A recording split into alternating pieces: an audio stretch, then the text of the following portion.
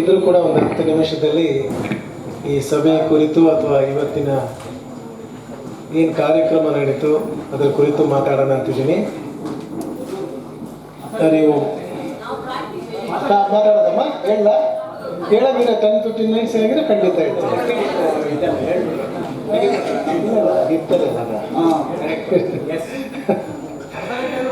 ಈಗ ನಾನು 9ನೇವನಿಲ್ಲಿ ನವಗ್ರಹ ಮುಗಿಸ್ತಾ ಇದ್ದೆ, 8 ಜನ ಮಾತಾಡಿದ್ರು.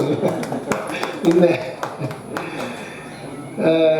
ರಾಮಮೂರ್ತಿಯವರು ಬಹಳ ವಿಶೇಷವಾದಂತಹ ಶಕ್ತಿ ಪಡ್ಕೊಂಡಿದ್ದಾರೆ. ಅವರ ಆಲೋಚನೆ ಎಷ್ಟು ಚೆನ್ನಾಗಿದೆ ಅಂತಂದರೆ, ಅವ್ರೇನೋ ಒಂದು ಕಂಡಿಡ್ಕೊಂಡು ಹೇಳಿರ್ತಾರೆ, ಅದು ಯಾರಿಗೋ ಆಗಿರುತ್ತೆ, ಅದ್ರ ಮೇಲೆ ಹಾಗೆ ಡೆವಲಪ್ ಮಾಡ್ಕೊಂಡು ಹೋಗಿರ್ತಾರೆ ಅವರು. ಕೆಲವು ಸಮಯ ನಾನು ಲಗ್ನಗಳನ್ನು ಜ್ಞಾಪಕ ಇಟ್ಕೊಳ್ಳೋದಕ್ಕೆ ನಮ್ಮ ರಿಲೇಷನ್ಸಲ್ಲಿ ಏರ್ ಮಾರ್ಕ್ ಮಾಡಿ ಒಂದು 5-6 ಜನ ಒಂದೊಂದು ಲಗ್ನಕ್ಕೆ 2-3 ಇಟ್ಟಿರ್ತೀನಿ. ಅವ್ರು ನೋಡಿದ ತಕ್ಷಣ ಇಂಥ ಲಗ್ನ ಅನ್ನೋದು ಗೊತ್ತಿರುತ್ತೆ, ಅವ್ರ ಆ್ಯಕ್ಟಿವಿಟಿ ಗೊತ್ತಿರುತ್ತೆ, ಅದರಿಂದನೇ ನಾವು ಅರೈವಾಗ್ಬೋದು. ಭಾಳ ಜನ ನೋಡಿ, ಈಗ ರಾಮಮೂರ್ತಿ ಅವ್ರು ಹೇಳ್ತಾ ಇದ್ದಾಗ ಕುಜನ ಬಗ್ಗೆ ಹೇಳ್ತಾ ಇದ್ರು. ಯಾವ ಪ್ರಶ್ನೆ, ಎಂಥ ಪ್ರಶ್ನೆ ಬೇಕಾದ್ರೂ ಜ್ಯೋತಿಷ್ಯರು ಕೇಳ್ಬೋದು. ಫೈರಿ ಎರ್ತಿ ಏರಿ ವಾಟರ್ಸ್ ಇದೆಯಲ್ಲ, ಫೈರಿ ಎರ್ತಿ ಏರಿ ವಾಟರ್ ಸೈನ್ಸು. ಈಗ ಮೇಷಲಗ್ನದ ಬಗ್ಗೆ ಹೇಳಿದ್ರು, ಕುಜಾಧಿಪತಿ ಅಂತ. ಮೇಷಲಗ್ನಕ್ಕೆ ಲಗ್ನದಲ್ಲಿ ಕುಜ ಇದ್ರೆ ಗಂಟ್ಲಲ್ಲಿ ಉರಿ ಆದರೆ, ಸಪ್ತಮದಲ್ಲಿದ್ದರೆ ಆ್ಯನಲ್ ಕ್ಯಾವಿಟಿನಲ್ಲಿ ಉರಿ ಆಗುತ್ತೆ. ನೀವು ನೋಡಿ, ಫೈಲ್ಸ್ ಬಂದಿರೋರು ಸುಮಾರು ಜನ ನೋಡಿ ಫೈರಿ ಸೈನೇ ಇರ್ತಾರೆ. ಕಾರಣ ನೀರು ಕುಡಿಯಲ್ಲ ಜಾಸ್ತಿ, ನೀರಿನ ಅಂಶ ಅವ್ರಿಗೆ ಇಷ್ಟ ಆಗೋದಿಲ್ಲ, ಫೈರಿ ಸೈನ್ ಇರುತ್ತೆ. ಆ್ಯನಲ್ ಕ್ಯಾವಿಟಿ ಕೂಡ ಫೈರಿ ಸೈನ್ ಅವರಿಗೆ ಚಿಕ್ಕದಾಗಿರುತ್ತೆ, ಅರ್ತಿ ಸೈನ್ ಅವರಿಗೆ ಸ್ವಲ್ಪ ದೊಡ್ಡದಾಗಿರುತ್ತೆ, ವಾಟ್ರಿ ಸೈನ್ ಅವರಿಗೆ ಭಾಳ ದೊಡ್ಡದಾಗಿ. ಅಂದರೆ ಈ ಅನಾಟಮಿ ಆ್ಯಂಡ್ ಅಸ್ಟ್ರಾಲಜಿ ಅಂತ ನಾನೊಂದು ವರ್ಕ್ ಮಾಡಿದ್ದೆ. ಅದರಲ್ಲಿ ಈ ಸಾಮುದ್ರಿಕ ಲಕ್ಷಣಕ್ಕೆ ಹೋಲುವಂಥದ್ದು ಯಾವ ರೀತಿ ಇದೆ. ಹಿಂದಿನ ಕಾಲದಲ್ಲಿ ಕೈ ನೋಡಿ ಜಾತಕ ಬರ್ಕೊಟ್ಬಿಡ್ತಾ ಇದ್ರು, ಹಸ್ತ ನೋಡಿ. ಕಾಳಿದಾಸ ಭೋಜರಾಜನ ಹೆಂಡತಿಗೆ ಹೇಳ್ತಾನೆ, ಆಗಿನ ಕಾಲದಲ್ಲೆಲ್ಲ ಜ್ಯೋತಿಷ್ಯ ಇದ್ರೆ ಕೇಳ್ತಾ ಇರಲಿಲ್ಲ. ಹೆಣ್ಮಕ್ಳು ರಾಣಿಯರಿದ್ದರೆ ಒಂದು ತೆರೆ ಹಾಕ್ಬಿಟ್ಟು ತೆರೆಯಿಂದ ಕೈ ಬಿಡೋರು, ಕೈಯಲ್ಲಿ ನೋಡಿ ಎಲ್ಲ ಹೇಳ್ಬೇಕು. ಅದು ಟೆಸ್ಟಿಂಗ್ ಕೂಡ ಇರ್ಬೋದು, ಅಥವಾ ಹೆಣ್ಮಕ್ಳು ನೋಡಬಾರ್ದು ಅಂತ ಇರ್ಬೋದು. ಅವಾಗ ಅಂಗಲಕ್ಷಣ ವಿವರಿಸ್ತಾ ಇದೆಲ್ಲ ಹೇಳಿದಾಗ ಆಶ್ಚರ್ಯ ಆಗ್ಬಿಡ್ತಾನೆ ಭೋಜರಾಜ. ಉತ್ತರ ಕಾಲಾಮೃತದಲ್ಲಿ ನೋಡಿ, ಅದರಲ್ಲಿದೆ. ವಿಶೇಷವಾಗಿ ಅವ್ರು ಹೇಳಿದಂತಹ ಹಲವಾರು ವಿಚಾರಗಳು. ಅವರ ಪುಸ್ತಕ ಇವತ್ತು ಭಾಳ ವಿಶೇಷವಾಗಿ, ಇಂಗ್ಲೀಷಲ್ಲಿ ಒಂದು ಮಾತಿದೆ, some books are to be chewed, some books are to be digested, some books are to be swallowed, some books are to be digested. ಕೆಲವು ಪುಸ್ತಕಗಳನ್ನು ಅಗಿಬೋದು, ಕೆಲವು ಪುಸ್ತಕಗಳನ್ನು ಹೊಟ್ಟೆಗೆ ಸೇರಿಸ್ಕೋಬೋದು, ಕೆಲವು ಪುಸ್ತಕಗಳನ್ನ ಜೀರ್ಣಿಸ್ಕೋಬೇಕು ಅಂತಾರೆ. ಆ ರೀತಿ ಒಂದು ಪುಸ್ತಕ ಬರೆದಿದ್ದಾರೆ. ಖಂಡಿತ ನೀವೆಲ್ಲ ಅದನ್ನು ಜೀರ್ಣಿಸ್ಕೋತೀರಾ ಅಂತ ನನಗೆ ಅನಿಸುತ್ತೆ. ಬಹಳ ವಿಶೇಷವಾದಂಥ ಒಂದು ಚಪ್ಪಾಳೆ. ಸುಮಾ ಅವರು ಕನಸಿನ ಬಗ್ಗೆ ಮಾತಾಡಿದ್ರು, ಬಹಳ ವಿಶೇಷವಾಗಿ ಮಾತಾಡಿದ್ರು ಕನಸಿನ ಬಗ್ಗೆ. ಇದು ಅವ್ರು ಮಾತಾಡಿದ ವಿಚಾರ ನಾನು ಹೇಳಲ್ಲ. ಕನಸುಗಳು ಎಷ್ಟು ಮನುಷ್ಯರ ಜೀವನದಲ್ಲಿ ಎಷ್ಟೆಷ್ಟು ಕೆಲಸ ಮಾಡಿದೆ ಅನ್ನೋದು ಸತ್ಯ. The art of scientific investigation ಅಂತ ಒಂದು ಪುಸ್ತಕ ಇದೆ, ಅದು ಅಮೆರಿಕನಲ್ಲಿ ಪ್ರಿಂಟ್ ಆಗಿರೋ ಪುಸ್ತಕ. ಹಲವಾರು ಕಂಡಿಡಿತಗಳು ಇವತ್ತು ನಾವೇನು ನೋಡ್ತಾ ಇದ್ದೀವಿ ಭೂಮಿಯ ಮೇಲೆ, ಅದೆಲ್ಲ ಕೆಲವು ಮಹನೀಯರಿಗೆ ಕನಸಿನಲ್ಲಿ ಬಂದಿಂದ ಅದು ಇದೊಂಥರ ಅಥೆಂಟಿಕೇಟೆಡ್. ಇದು ಒಂದು ಉದಾಹರಣೆ ಹೇಳ್ತೀನಿ.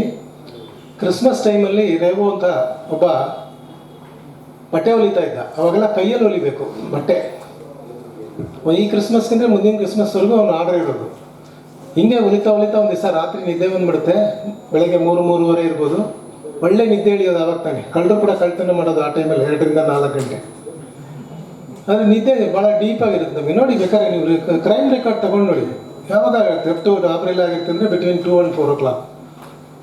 ಅವನಿಗೆ ಭಾಳ ಬೇಜಾರಾಗ್ಬಿಡುತ್ತೆ, ಇದೇನು ಹೊಲ್ದು ಇನ್ಮೇಲೆ ಬೇಕಾಗೇ ಇಲ್ಲ ಅಂತ ಮಲ್ಕೊಂಡ್ಬಿಡ್ತಾನೆ. ಕನಸು ಬರುತ್ತೆ.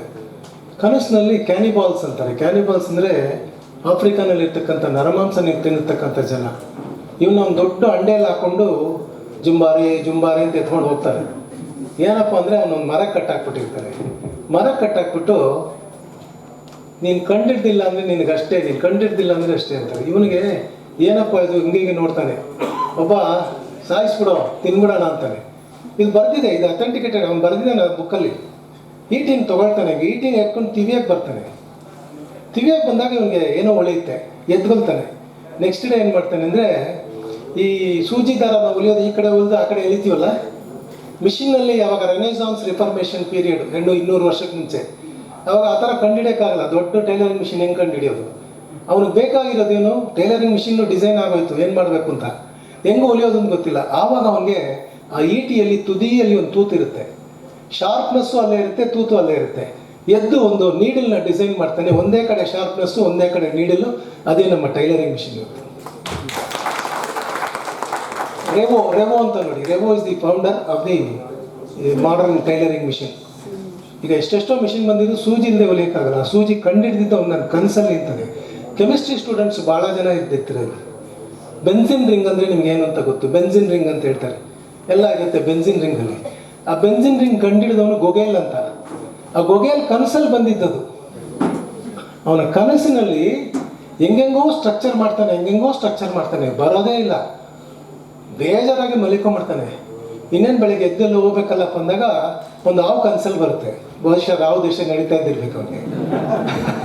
ಕಂಡಿಡಿಯುತ್ತೆ ಅಂದರೆ ಹಾವು ಅದ್ರ ಬಾಲನ ಅದೇ ತಿನ್ನುತ್ತೆ, ಹಿಂಗೆ ತಿರ್ಕೊಂಡು ತಿನ್ನುತ್ತಲ್ಲ, ಎದ್ಬಿಟ್ಟು ಅದೇ ಥರ ಸ್ಟ್ರಕ್ಚರ್ ಮಾಡ್ತಾನೆ. ಇದು ಅರೈವಲ್ ಆಫ್ ಬೆನ್ಸಿನ್ ರಿಂಗ್ಸು. ಇವತ್ತು ಇಲ್ಲಾಂದರೆ ಆಂಟಿಬಯೋಟಿಕ್ ಇರ್ತಾ ಇದೆ ಪ್ರಪಂಚದಲ್ಲಿ.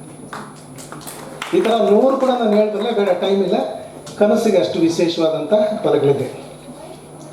ನೆಕ್ಸ್ಟು ನಮ್ಮ ಅರವಿಂದ್ ರತನ್ ಕೇಳದೇವರ ಭಾಳ ವಂಡರ್ಫುಲ್ ಕ್ಯಾರೆಕ್ಟರ್. ಎಷ್ಟು ಚೆನ್ನಾಗಿ ಹೇಳಿದ್ರು ಅಂತಂದರೆ, ಲಕ್ ಇರಬೇಕು, ಮನುಷ್ಯನ ಚಿಂತನೆಯನ್ನು ಹೆಂಗೆ ಬದಲಾಯಿಸ್ಕೋಬೇಕು. ಲಾಟ್ರಿ ಹೊಡೆದವನು ಕೂಡ ಕೇರಳನಲ್ಲಿ 8 ಕೋಟಿ ಲಾಟ್ರಿಯನ್ನು ಫಸ್ಟ್ ಕೇಳಿದಾಗ ನಿಮ್ಗೆ ಏನು ಅಂದರೆ ರಾತ್ರಿಯೆಲ್ಲ ಅದನ್ನೇ ಯೋಚನೆ ಮಾಡ್ತಾ ಇದ್ದೆ ಅಂತ ಮೈಕಲ್ ಹೇಳ್ತಾನೆ. ಅಂದರೆ ಒಂದು ಲಾಟ್ರಿ ಹೊಡಿಬೇಕು ಅಂದ್ರೂ ಕೂಡ ಅವನಿಗೆ ಅದ್ರ ಬಗ್ಗೆನೇ ಯೋಚನೆ, ಸದಾ ಅದೇ ಯೋಚನೆ ಇದ್ದವನು. ಅಂದರೆ ಒಳ್ಳೇದಕ್ಕೂ ಅದೇ, ಕೆಟ್ಟದಕ್ಕೂ ಅದೇ. ನನಗೇನೋ ಮಾಟ ಮಂತ್ರ ಮಾಡಿಬಿಟ್ಟಿದ್ದಾರೆ ಅಂದರೆ ಖಂಡಿತ ಅದು ಕೆಲಸ. ಯಾರೋ ನಿಂಬೆಹಣ್ಣು ಉದಿಸ್ಕೊಂಡು ಹೋಗಿದ್ರೆ ಅವ್ನು ತರಕಾರಿ ಅಂಗಡಿಯಲ್ಲಿ ಇರ್ಬೋದು, ಯಾರೋ ಇರ್ಬೋದು, ಮಾರನೇ ದಿವಸದಿಂದ ಅದಕ್ಕೆ ಗೊಬ್ಬರ ಹಾಕೋದು, ನೀರು ಹಾಕೋದು ನಾವೇ. ಆದ್ದರಿಂದ ಅದು ಬಹಳ ತಪ್ಪಾದಂಥದ್ದು. ಅವ್ರು ಹೇಳಿದ್ದಕ್ಕೆ ಒಂದೇ ಒಂದು ಲೈನಲ್ಲಿ ಹೇಳ್ಬಿಡ್ತೀನಿ. ಒಬ್ಬ ಮನುಷ್ಯನ ಚಿಂತನೆ ಅದು ಒಳ್ಳೆಯದಾಗಲಿ ಕೆಟ್ಟದ್ದಾಗಲಿ, ಚಿಂತನೆ ಅಭ್ಯಾಸವಾಗುತ್ತದೆ, ಅಭ್ಯಾಸ ನಂಬಿಕೆ ಆಗುತ್ತದೆ, ನಂಬಿಕೆ ನಡತೆ ಆಗುತ್ತದೆ, ನಡತೆ ವೈಲಕ್ಷಣವಾದ ಗುಣಗಳನ್ನು ಕೊಡುತ್ತೆ. Thought becomes habit, habit becomes belief, belief becomes deed, deed becomes character. We see a wonderful character in Ratan.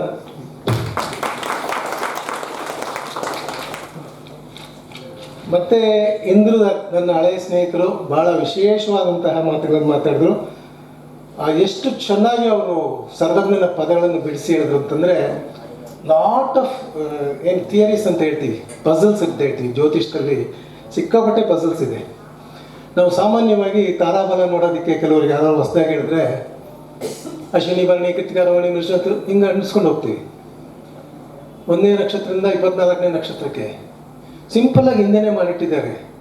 Ketu, ಶುಕ್ರ, ಸೂರ್ಯ ನಿಮಗೆ ಗೊತ್ತು, ದಶಾಭುಕ್ತಿ. ಇವತ್ತು ನಕ್ಷತ್ರ ಯಾವ್ದು ಹೇಳಿದ್ರು? ಧನಿಷ್ಠ ನಕ್ಷತ್ರ.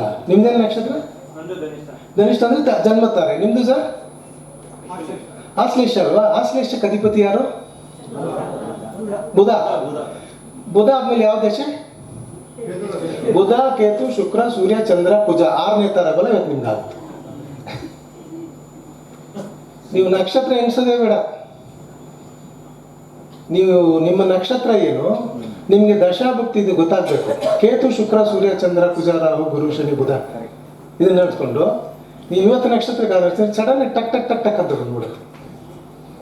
ಈಗ RTO ಆಫೀಸಲ್ಲಿ ಒಂದು ಸಲ ಕರೆದ್ರು ಏನೋ ಮಾತಾಡೋದಕ್ಕೆ, ಸರ್ ಏನಾದ್ರು ಇವ್ರಿಗೆ ಹಿತವಚನೆ ಹೇಳಿ ಅಂತ. ನಾನು ಹೇಳಿದೆ, ನೀವು ನಂಬರೆಲ್ಲ ಯಾರು ಕೇಳ್ತಾರಲ್ರಿ, ಹೆಂಗ್ರಿ ಕ್ಯಾಲ್ಕುಲೇಟ್ ಮಾಡ್ತೀರಾ ಅಂತ. ಅವರು ಇಲ್ಲ ಸರ್ ಕ್ಯಾಲ್ಕುಲೇಟ್ ಇಟ್ಕೊಂಡು ಹಿಂಗೆಲ್ಲ ಓದ್ತೀವಿ ಸರ್. ಇಲ್ಲ ರೀ ಒಂದು ನಂಬರ್ ಹೇಳ್ರಿ ಅಂತಂದೆ. ಅವನು 4949 ಅಂದ. 8 ರೀ ಟೋಟಲ್ ಅಂದೆ. ಏನು ಸರ್ ಅಷ್ಟು ನೀವು ಕ್ಯಾಲ್ಕುಲೇಟ್? ಇಲ್ಲಪ್ಪ ಏನು ಹೇಳಪ್ಪ ಇನ್ನೊಂದ್ಸಲ. 2722 ಅಂದ. 4 ಕಡೆ ಟೋಟಲ್ ಅಂದೆ. ಹೆಂಗೆ ಸರ್ ಹೇಳ್ತೀನಿ ಅಂದರೆ, ಏನಿಲ್ಲಪ್ಪ 9 ಏನು ಬರುತ್ತೆ ಅದನ್ನೆಲ್ಲ ಎತ್ಬಿಡು, ಉಳಿದಿದ್ದೆ ಟೋಟಲ್ ಅಂತ. 99991 ಟೋಟಲ್ ಏನು ಹೇಳಿ? 4 2727 9 2727 ತೆಗೆಯಂಗಿಲ್ಲ.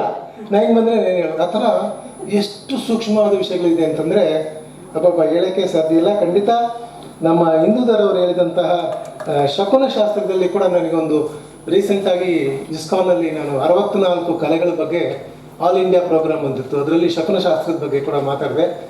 ನಿಜವಾಗ್ಲೂ ನಿಮಿತ್ತಮ್ ಅಂಡ್ ಶಕುನಂ ಭಾಳ ಕೆಲಸ ಮಾಡ್ತಕ್ಕಂಥದ್ದು. ನೆಕ್ಸ್ಟ್ ಇಂದ್ರಧನುಷ್ ಗೆಲ್ಲಬೇಡಿ. ಭಾಳ ವಿಶೇಷವಾಗಿ ಪಿರಮಿಡ್ ಬಗ್ಗೆ ಸದ್ಯ ಖಂಡಿತ ಭಾಳ ಸಂತೋಷ ಆಯಿತು. ನನ್ನ ಹತ್ರ ಪಿರಮಿಡ್ ಭಾಳ ಇಟ್ಕೊಂಡಿದ್ದೀನಿ. ನೀವು ನಂಬರೇ ಬಿಟ್ಟರೆ ಬಿಡಿ, 140 ಶೇವಿಂಗ್ ಮಾಡಿದ್ದೀನಿ ನಾನು ಒಂದೇ ಪಿರಮಿಡಲ್ಲಿ, ದಿನ ಬ್ಲೇಡ್ ಇಟ್ಟು. ಕಿಂಗ್ಸ್ ಚಾಂಬರ್ ಅಂತ ಏನು ಬರುತ್ತೆ, ದಿನ ಬ್ಲೇಡ್ನ ತೆಗೆಯೋದು, ಒರೆಸೋದು, ಅಂದರೆ ಶೇವಿಂಗ್ ಮಾಡ್ಕೊಳ್ಳೋದು. ಹಳೆ ಬ್ಲೇಡ್, ಕನ್ವೆನ್ಷನಲ್ ಬ್ಲೇಡ್, ಈಗಿರೋ ಬ್ಲೇಡ್ ಅಲ್ಲ, ಅದನ್ನು ಒಂದು ಪೇಪರಲ್ಲಿ ಒರೆಸೋದು, ಮಾಯಿಶ್ಚರ್ ತೆಗೆಯೋದು, ಅದು ಕಿಂಗ್ಸ್ ಚಾಂಬರ್ ಅಂತ ಹೇಳ್ತಾರೆ. ಅದ್ರ ಮೇಲೆ ಇಡೋದು, ಅದನ್ನು ಎತ್ತು ಹಾಕ್ಕೊಂಡು ಶೇವ್ ಮಾಡೋದು. ಮೊಳಕೆ ಕಾಳು ಇದಿಲ್ಲ, ಅದು ಕಾಳು, ಅದನ್ನು ನೀವು ಪಿರಮಿಡ್ ಒಳಗಡೆ ಒಂದು ಇಟ್ಬಿಟ್ಟು ಆಚೆ ಒಂದು ಇಟ್ಟು ನೋಡಿ. ಒಳಗಡೆ ಇಟ್ಟಿರೋದು ಒಂದೇ ದಿವಸಕ್ಕೆ ಅರ್ಧ ಇಂಚು 1/4 ಇಂಚು ಮೊಳಕೆ ಬಂದಿರುತ್ತೆ, ಒಳಗಡೆ ಇರೋದು ಬಂದಿರಲ್ಲ. ಸಾಕಷ್ಟು ಪಿರಮಿಡ್ ಬಗ್ಗೆನೇ 2 ದಿವಸ ಮಾತಾಡೋದು. ಅಷ್ಟು ವಿಶೇಷವಾದ pyramid. Future houses all of the world will be pyramidal structure. ನಾನು ಗೀಝಾಗೆ ಹೋಗಿದ್ದೆ ಪಿರಮಿಡ್ ನೋಡೋಣ ಅಂತ, ಈಜಿಪ್ಟಿಗೆ. ವಾಪಸ್ ಬರೋಕ್ಕೆ ಮನಸ್ಸಿಲ್ಲ, ಅಷ್ಟು ನೋಡ್ತಾ. ಗೊತ್ತಿತ್ತಲ್ಲ ಪಿರಮಿಡ್ ವಿಚಾರ ಗೊತ್ತಿತ್ತು, ಬಹಳ ವಿಶೇಷ.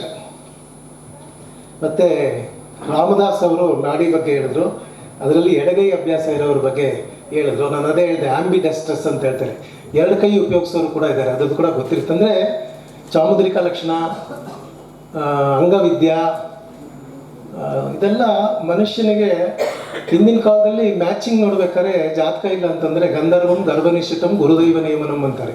ನಡ್ಕೊಂಡು ಹೋಗು, ನಡ್ಕೊಂಡು ಬಾ, ಮಾತಾಡು, ನಿಂತ್ಕೋ, ಕೂತ್ಕೋ, ಇದರಲ್ಲೇ ಇಂಥವಂದರೆ ತತ್ವಗಳಿದೆ.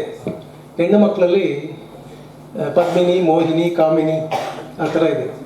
ಅಂದರೆ ಈಗ ನೋಡಿ, ಒಂದು ದೊಡ್ಡ ದೇವಸ್ಥಾನ ಇದೆ, ಸುತ್ತ ಗೋಡೆಗಳಿದೆ, ಅಲ್ಲಿ ದೊಡ್ಡ ದೊಡ್ಡ ರಾಕ್ಷಸರ ಥರ ಹೆಣ್ಮಕ್ಳನ್ನ ಕೂರಿಸಿರ್ತಾರೆ. ಒಳಗಡೆ ದೇವ್ರ ಮುಂದೆ ಜಯ ವಿಜಯ ಥರ 2 ದೇವರು ಇರ್ತಾರೆ, ಒಳಗಡೆ ಅಮ್ಮನವ್ರು ಇರ್ತಾರೆ. ಅಂದರೆ ಹೊರಗಡೆ ಕೂತಿರ್ತಕ್ಕಂತಹ ಆ ರೂಪಗಳು ಕಾಮಿನಿ ರೂಪದ್ದು, ಒಳಗಡೆ ದೇವ್ರ ಮುಂದೆ ಇರ್ತಕ್ಕಂಥದ್ದು ಮೋಹಿನಿ ರೂಪದ್ದು, ಅಮ್ಮನವರು ಪದ್ಮಿನಿ ರೂಪದ್ದು. ಏನಪ್ಪ ವ್ಯತ್ಯಾಸ ಅಂದರೆ, ಪದ್ಮಿನಿ ಅನ್ನೋ ಹೆಣ್ಮಗುಗೆ ಹಣೆ ಎಷ್ಟಿರುತ್ತೋ, ಮೂಗು ಎಷ್ಟಿರುತ್ತೋ, ಗದ್ದಾನ ಅಷ್ಟೇ ಇರುತ್ತೆ, ಇಲ್ಲೂ ಅಷ್ಟೇ ಇರುತ್ತೆ. ಅಂದರೆ ಸ್ಟ್ರಕ್ಚರಲ್ಲಿ ನೋಡಿದ್ರೆ ಅಮ್ಮ ತಾಯಿಯಿಂದ ನಮಸ್ಕಾರ, ಯಾರಾದರೂ ಸರಿ ಪದ್ಮಿನಿ ರೂಪದಲ್ಲಿರೋರನ್ನ ಎಷ್ಟು ಬ್ಯೂಟಿ ಇಷ್ಟು ಬಿ ಅಡ್ಮೈರ್ಡ್ ಅಂತಾರೆ, ನಮಸ್ಕಾರ ಮಾಡ್ತಾರೆ. ಮೋಹಿನಿ ಅಂತಂದರೆ ಒಂದು ಸಲ ನೋಡೋಣ ಅನ್ಸುತ್ತೆ, ಅಂದರೆ ಮೋಹಿನಿಂದ ಎಷ್ಟು ಚೆನ್ನಾಗಿದ್ದಾರಲ್ಲಪ್ಪ ಅಂತ ಅನ್ಸುತ್ತೆ. ಕಾಮಿನಿ ಅಂದರೆ ಇನ್ನೇನೋ ಚಿಂತನೆಗಳು. ಈ ರೀತಿ ಅಂಗಲಕ್ಷಣಗಳನ್ನು ಎಷ್ಟು ರೀತಿಯಾಗಿ ಅಳವಡಿಸ್ಕೋಬೋದು ನಮ್ಮ ನಾಡಿಶಾಸ್ತ್ರದಲ್ಲಿ ಅನ್ನೋದನ್ನು ಭಾಳ ಚೆನ್ನಾಗಿ ರಾಮದಾಸ್ ಅವರು ಹೇಳಿದರು. ಕೃಷ್ಣ ಓಲೇಕರ್ ಅವರು ಸ್ಕ್ಯಾನರ್ಸ್ ಬಗ್ಗೆ ಮಾತಾಡೋದು. ಭಾಳ ಹಳೆ ಕ್ರಿನ್ಲಿಯನ್ ಫೋಟೋಗ್ರಫಿ ಅಂತ ಹೇಳ್ತಾರೆ, ಬೆಂಗಳೂರಲ್ಲಿ ಇತ್ತು, ಈಗೆಲ್ಲ ಅದು ಮುಚ್ಚಿಬಿಟ್ಟಿದ್ದಾರೆ. ಬಯೋಪ್ಲಾಸ್ಮಿಕ್ ಎನರ್ಜಿ ಅಂತ ಹೇಳ್ತೀವಿ. ನಮ್ಮ ದೇಹದ 4 ಅಥವಾ 5 ಇಂಚು ನಮಗೆ ಪ್ರಭಾವಳಿ ಇರುತ್ತೆ. ದೇವರಿಗೆಲ್ಲ ನೋಡಿದಿರಲ್ಲ ಪ್ರಭಾವಳಿ, ಆ ಪ್ರಭಾವಳಿ ಇರುತ್ತೆ, ಪ್ರತಿಯೊಂದು ಮನುಷ್ಯನಿಗಿರುತ್ತೆ. ಅನುಷ್ಠಾನ ಮಾಡೋರಿಗೆ, ಒಂದೇ ಕೆಲಸನ ಭಾಳ ವರ್ಷ ಕರೆಕ್ಟಾಗಿ ಮಾಡೋರಿಗೆ, ಅವ್ನು ಕಸ ಗುಡಿಸೋನಾಗಲಿ ಬಸ್ ಡ್ರೈವರ್ ಆಗಲಿ, ಕರೆಕ್ಟಾಗಿ ನಿಯತ್ತಾಗಿ ಮಾಡಿದರೆ ಅವನಿಗೊಂದು ಆಹಾರ ಡೆವಲಪ್ ಆಗಿರುತ್ತೆ. ಜಪ ತಪ ಮಾಡೋರು ಖಂಡಿತ ಇರುತ್ತೆ. ಬಟ್ ನೀವು ಕೆಲವರು ನೋಡಿರ್ಬೋದು, ಈ ಅಪರಕರ್ಮ ಮಾಡೋರು ನಮ್ಮಲ್ಲಿ ಬಂದು 1000 ಜಪ ಮಾಡಬೇಕು ಗಾಯತ್ರಿ ಅಂತಿದೆ.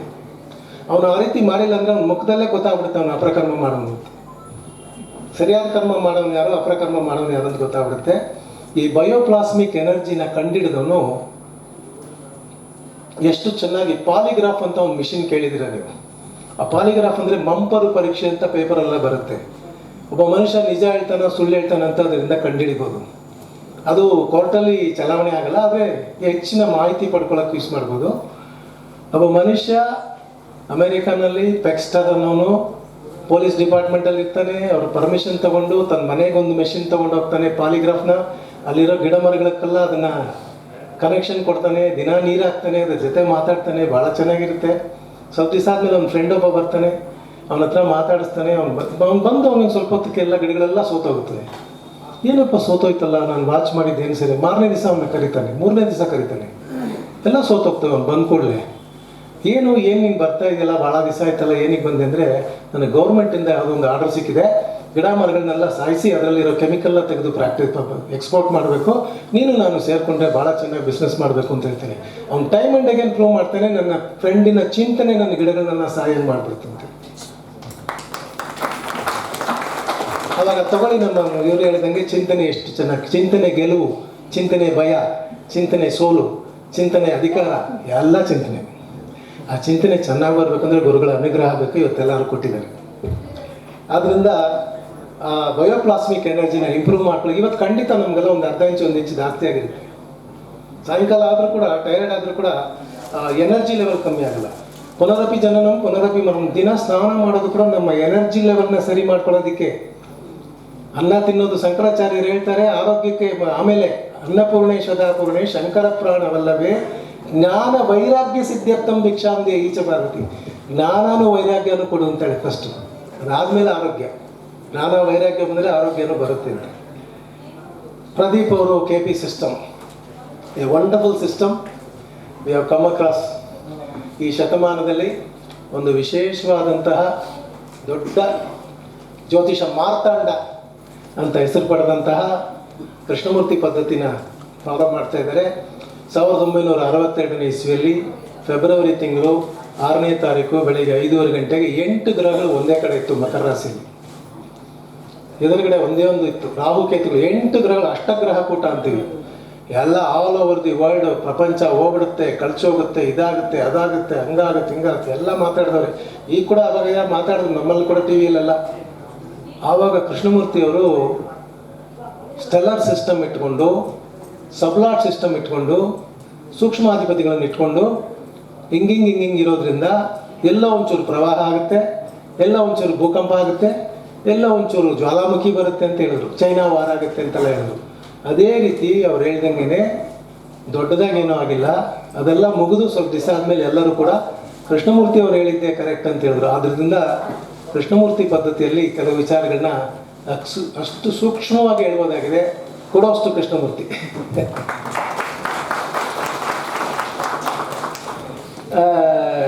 ನನ್ನ ಕೆಲಸ ಕೊಟ್ಟಿದ್ರು, ತಮಗೇನಾದ್ರು ಇನ್ನೊಂದು 10 ನಿಮಿಷ 5 ನಿಮಿಷ ಟೈಮ್ ಇದ್ದರೆ ಬೇಕಾದರೆ ನಾನು ಮಾತಾಡ್ತೀನಿ, ಇಲ್ಲಾಂದರೆ ಇಲ್ಲಿಗೆ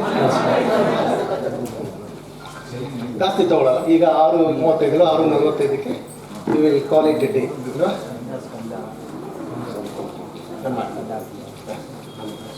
ಸರಿ.